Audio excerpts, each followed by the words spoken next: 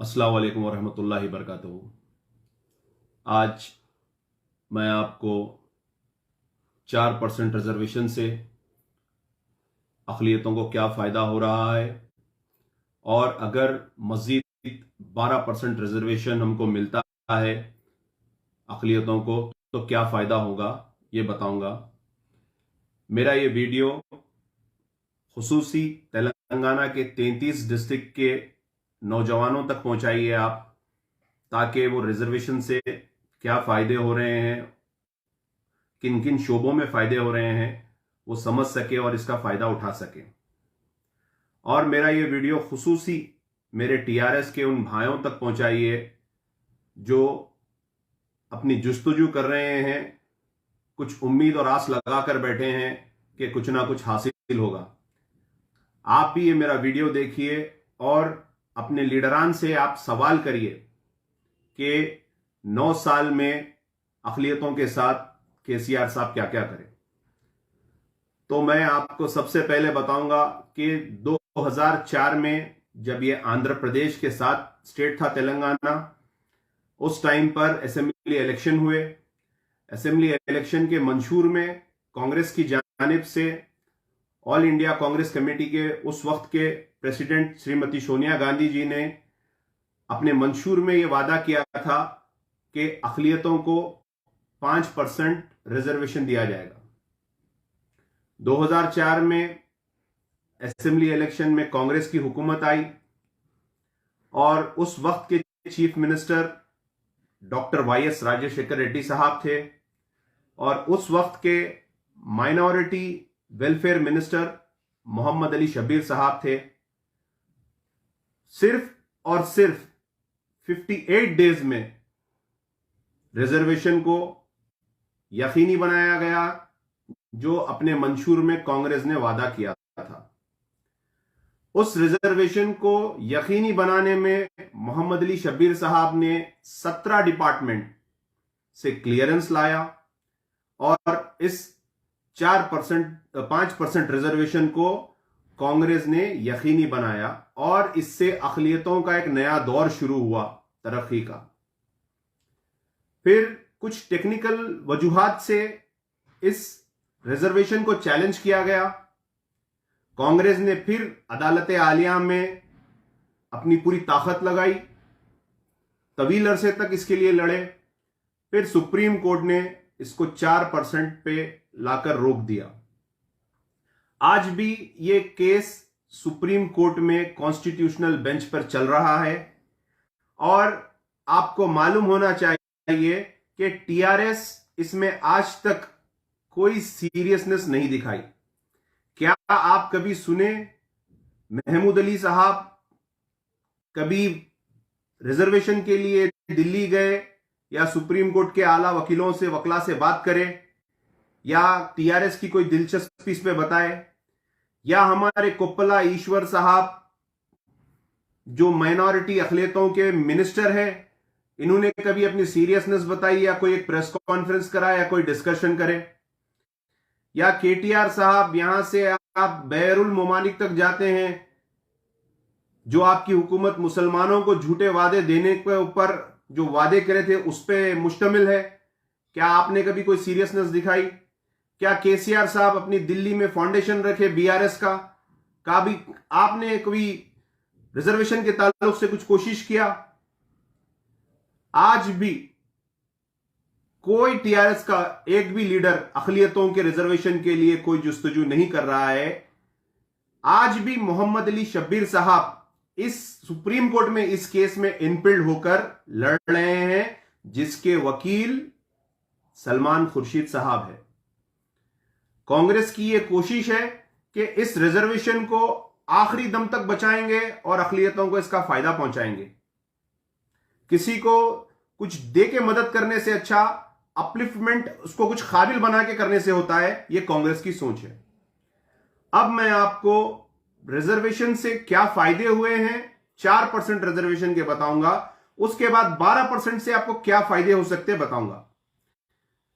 4% reservation से लाखों तलबा अपने अपने शोबों में एमबीबीएस, इंजीनियरिंग, एमबीए, एमसीए और मजीद प्रोफेशनल कोर्सेस में दाखिला लिए हैं, ऊंचे मुकामों पर गए हैं, गवर्नमेंट नौकरियां हासिल करे हैं, डॉक्टर्स बने हैं, इंजीनियर्स बने हैं, काफी शोबों में गए।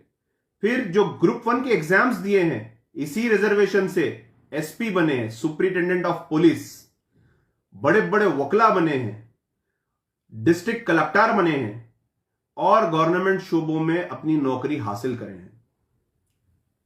आज केसीआर साहब ने 80,039 नौकरियां निकाली है और रिजर्वेशन के थ्रू इनको मिलते हैं, देखिए आप, 3,201 नौकरी, जो 4% रिजर्वेशन कांग्रेस की जानिब से अक़लियतों को दिया गया। अगर यह 12% रिजर्वेशन होता तो आज 9,604 नौकरी मिलते थे आपको।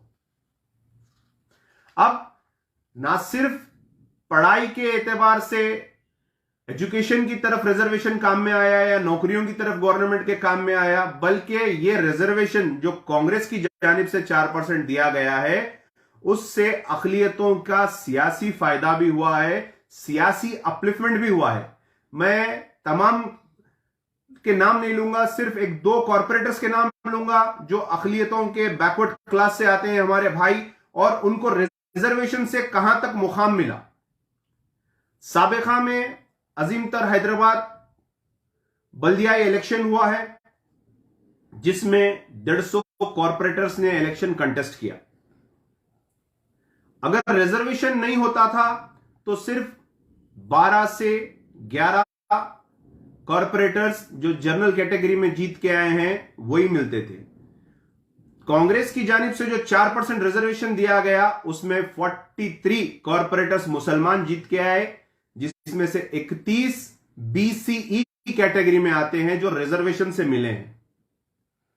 मिसाल के तौर पे साबिका मेयर माजिद हुसैन साहब बीसीई कैटेगरी में आते हैं, आप कॉर्पोरेटर बने, फिर आप मेयर बने। यही रिजर्वेशन था जिससे अपलिफ्टमेंट हुआ हमारे नौजवानों का। फिर साबिका में जो डिप्टी मेयर थे बाबा फसीउद्दीन, आप रिजर्वेशन से आए, आप भी बीसीई कैटेगरी में आते, आप डिप्टी मेयर बने। ऐसी 31 कॉर्पोरेटर्स जो रिजर्वेशन से आए। अगर सोचिए 12% रिजर्वेशन अगर हो जाता है तो कितने कॉर्पोरेटर्स आ सकते हैं, आप इस पे तवज्जो दीजिए। मजीद यह बताना चाह रहा हूं मैं, जो 4% रिजर्वेशन कांग्रेस की जानिब से मिला गया है, उस पे एजुकेशन से लेकर हर वो चीज का सियासी भी अपलिफ्टमेंट हुआ, तो यह कांग्रेस का काम था। अब 9 साल हो गए हैं, केसीआर साहब मुसलमानों को 12% रिजर्वेशन का वादा करे थे, 4 महीने में दूंगा। तमिलनाडु की शक्ल में बोले, केसीआर का वादा है बोले, केसीआर अपनी जबान का पक्का है बोले, मगर आप अक़लियतों के साथ धोखा करें, आप रिजर्वेशन नहीं दिए। अगर आपको यह रिजर्वेशन मिलता था, आज रिजर्वेशन से एमबीबीएस में, एमबीए में, एमसीए में, दीगर शोबों में 934 सीट्स मिल रहे हैं मेरे भाई, 934 सीट्स। अगर रिजर्वेशन अगर 12% मिलता था तो ये 2900 सीट होते थे हमारे भाई, डॉक्टर्स बनते थे, इंजीनियर्स बनते थे, हर वो शोबे में एमबीबीए, एमबीए बनते थे। ये हक आपको लड़ना है, ये आपका हक है। मैं इसीलिए समझा रहा हूं, मैं जो भी चीज बोलता हूं अनकट बोलता हूं और विद ऑथेंटिक प्रूफ्स के साथ बोलता हूं।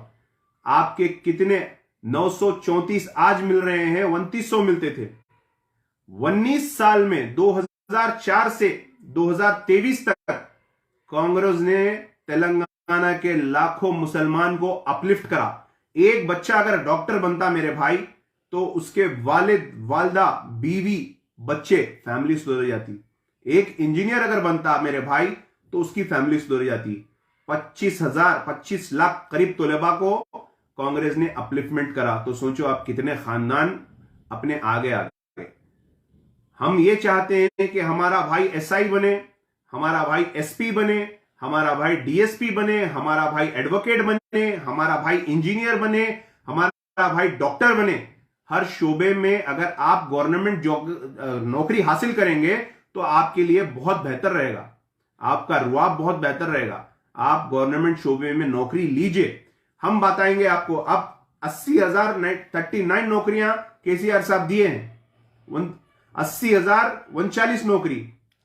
अगर आज रिजर्वेशन अगर 12% होता था तो आपको 9,000 चिल्लर नौकरी मिलते थे, फिर भी कांग्रेस के दिए हुए रिजर्वेशन पे आपको 3,029 नौकरियां मिल रहे हैं।